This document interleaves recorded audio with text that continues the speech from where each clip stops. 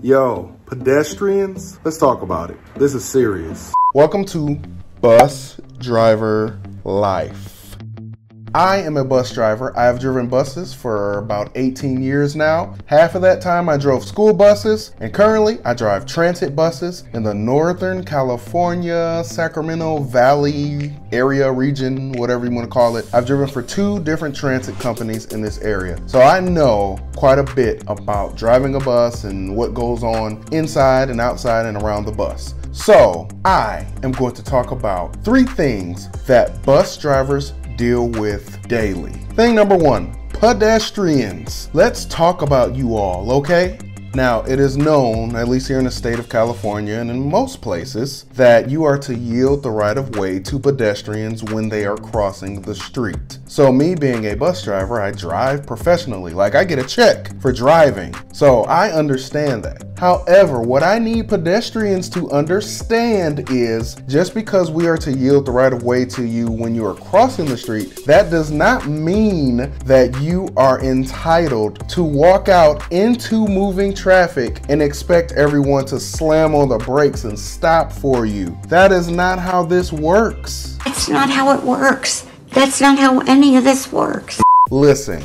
If you are already in the crosswalk, already crossing the street, and traffic is approaching you and we can see, well, the motorists that are paying attention, because some people be texting and looking down and looking around, doing all sorts of stuff. But for the drivers that are paying attention to everything going on in front of us, we can see, oh, up ahead, there's a pedestrian crossing the street. So it is my responsibility to yield the right of way to them and allow them to cross. That's perfectly fine. But guess what happened to me the other day? And it has happened to me a number of times driving a bus and driving a car, but it's way more intense driving a bus due to the stopping distance for a bus. The amount of time that it takes for a bus to stop versus a car is totally different. So what happened is I'm driving my bus. I'm going about 30, 35 miles per hour. The speed limit's 35. So, you know, I'm clear. I have the right of way. Everything's good. I'm checking my mirrors and everything's clear. I see a guy walking on the road, you know, walking up the road. So I'm going this way and he's also walking, you know, walking. All of a sudden, I'm coming up the street. This guy just walks out in front of me, literally walks out in front of me and puts his hand up. So guess what I had to do? I had to press the brake pedal all the way to the floor, like all the way to, because the guy literally walked right in front of my bus. I mean, not exactly in front, but like a couple feet in front of my bus. It was crazy. But yeah, he walks in front of my bus and puts his hand up like, oh, the bus is just supposed to stop just like that. Listen, people, buses do not stop on a dime. The vehicle is too large for it to just stop. So my foot had the pedal all the way to the floor and the bus is still moving forward. It's slowing down, but it's still moving forward. It's too large of a vehicle to just stop. Let's talk about the stopping distance for a minute. This is from the Federal Motor Carrier Safety Administration. Few safety tips for you to keep in mind if you're driving a regular vehicle or you're a pedestrian or you're on a bicycle. The stopping time and distance for a truck or bus is much greater than that of smaller vehicles. So a Toyota Prius is going to stop way sooner than a 40-foot transit bus with people on it, and it's up to speed. Stopping distance increases with a heavy load or in road conditions such as snow, ice, or rain. A fully loaded truck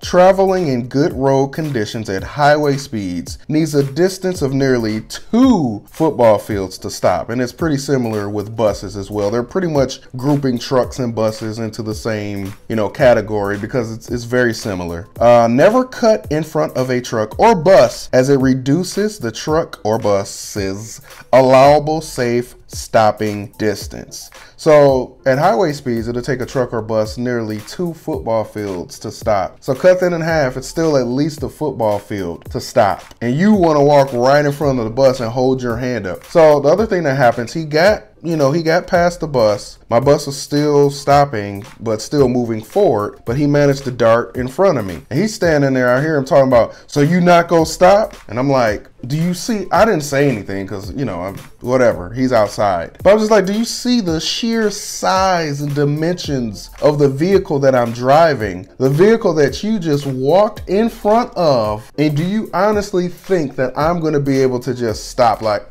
no, dummy?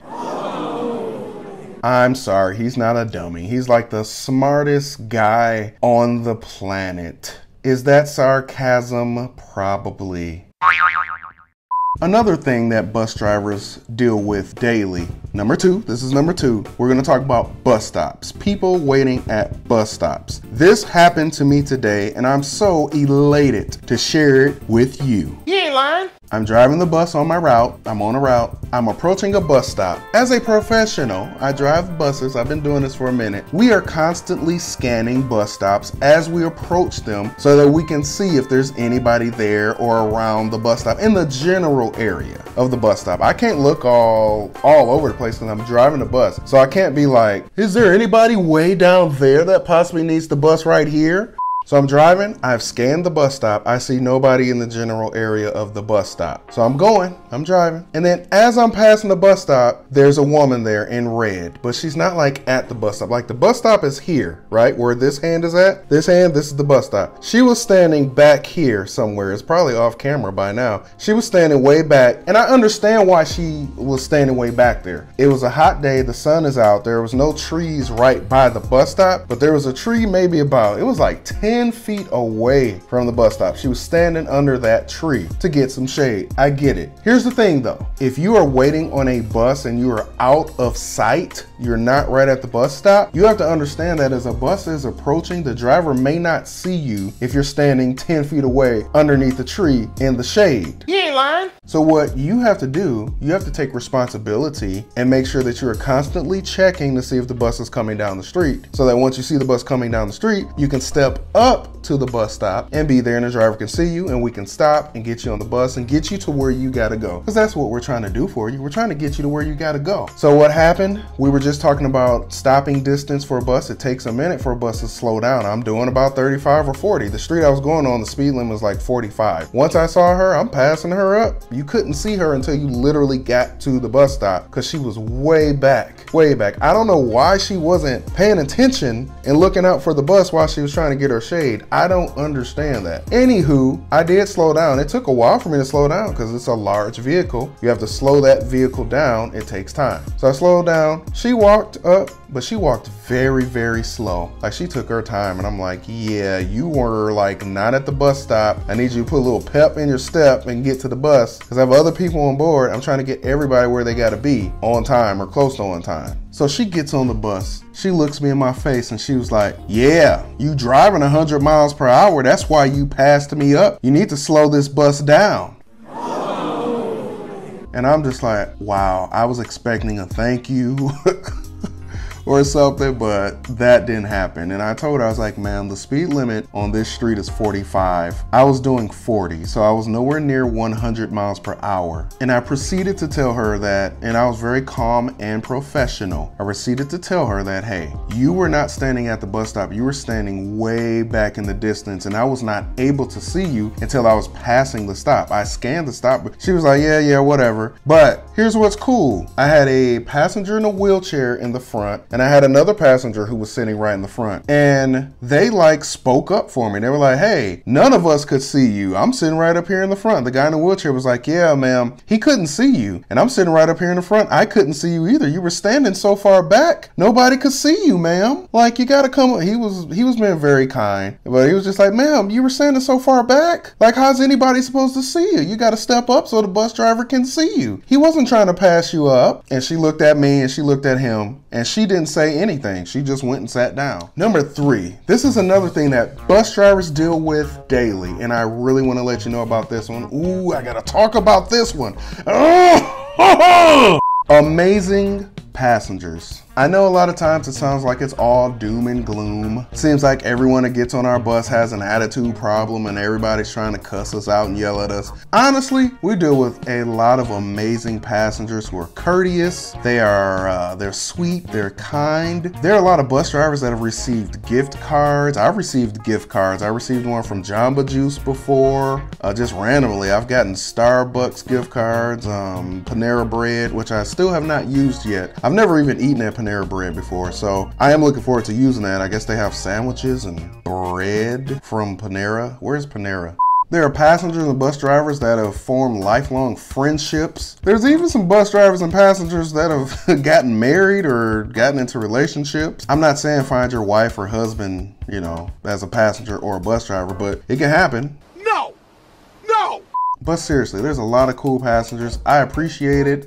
It really helps to balance out the horrible passengers that we deal with, because some of them are horrible. We deal with some people that give us a horrible time. Oh my God. So to all the amazing passengers out there, thank you so much. Bus drivers all over the world appreciate you. And it is our honor and our privilege to transport you and to get you to wherever you've got to go. Unless you're going to rob a bank or something or do something illegal, then we're not happy about that. But we didn't know, so we're not a part of that. We didn't know you were going to do something illegal, okay? We did not know.